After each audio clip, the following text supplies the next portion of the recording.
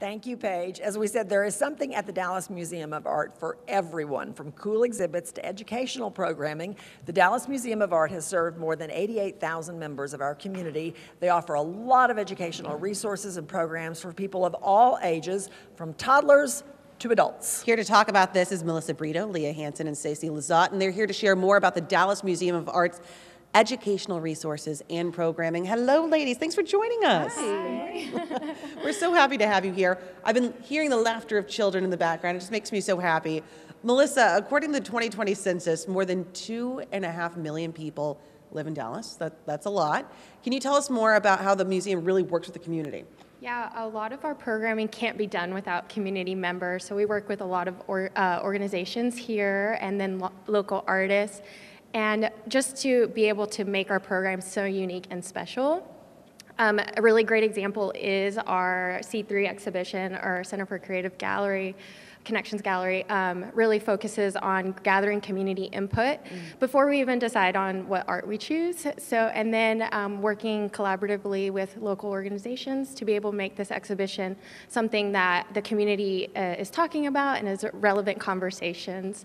But that's just a small sliver of what we do. So we also have programming that can be, workshops, even here at the museum or out in the community, like our local libraries. And so it manifests in many ways, and it definitely takes, our whole team to be able to gather the community and be sure that they have uplifting voices in our galleries. Oh, I love that. I've done a lot of work with the museum, and there indeed is really an emphasis on connecting with the community, all aspects of the community. We know the museum prides itself on welcoming visitors of all ages, abilities to discover the power of art. How can you share a little bit about how you go about doing this? Yeah, so we believe art is for everybody here at the museum. So we work really hard to make sure there's the proper accommodations for whenever anyone comes to visit, ensuring, we have wheelchairs, and then also ensuring that, in our galleries, it's accessible to anybody. So, for example, in the C3 gallery, we have, for our visitors who are blind or low vision, we have Braille booklets or large print booklets for everybody to enjoy the art. We also really focus on, our museum is so big, so we don't always know who's coming through the door. So our programming really tries to highlight that, being considerate before. And so, like, for example, during our family festival, a big festival can be overstimulating, so we make sure that there's a sensory haven so that if you might need a 5-minute or 10-minute break, there's a space for you, and so that you can still enjoy the museum at your leisure.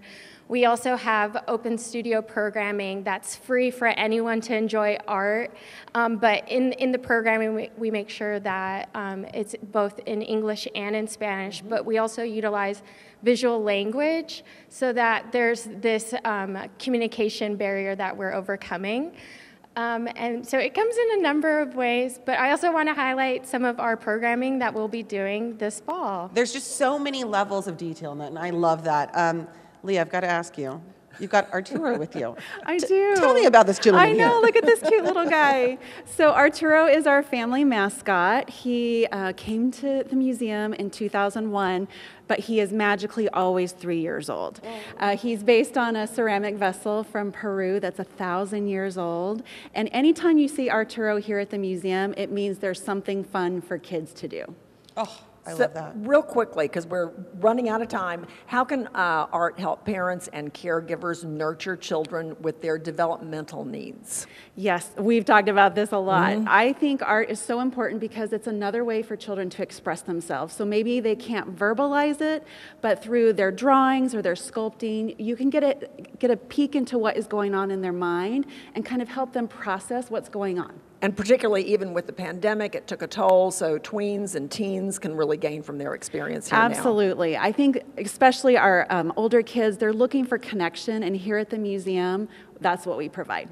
You know, Stacy, the National Institute for Play says playing is wired in our brains. For adults, play nourishes our minds like food nourishes our bodies, really. So how can adults play and learn at the Dallas Museum of Art? It's not just for kids, right? Yes, it's not just for children. So here in the Center for Creative Connections, children or visitors of all ages can have a hands-on art making experience, especially at our sculpture station behind us. But for adults, once a month, we have a program called Make and Take. And you can come in on a Friday night between 5:30 and 8:30 p.m. and have a great hands-on art-making activity inspired by a work in our collection or a special exhibition, and we have one coming up this Friday. Oh, that sounds amazing. Quickly, any other upcoming programs related to the current shows? So you heard about Octavio Medin earlier, and we have a late night. I know Tamara also mentioned that fun program. So that happens on Friday, September 16th, and DMA members are free, but we invite everyone to come out and experience that night. Thank y'all for being with us and telling us so much about what the museum has to offer. To learn more about the educational programs here at the Dallas Museum of Art, scan the QR code on your screen right now or go to dma.org/visit/calendar. And Arturo, nice to meet you.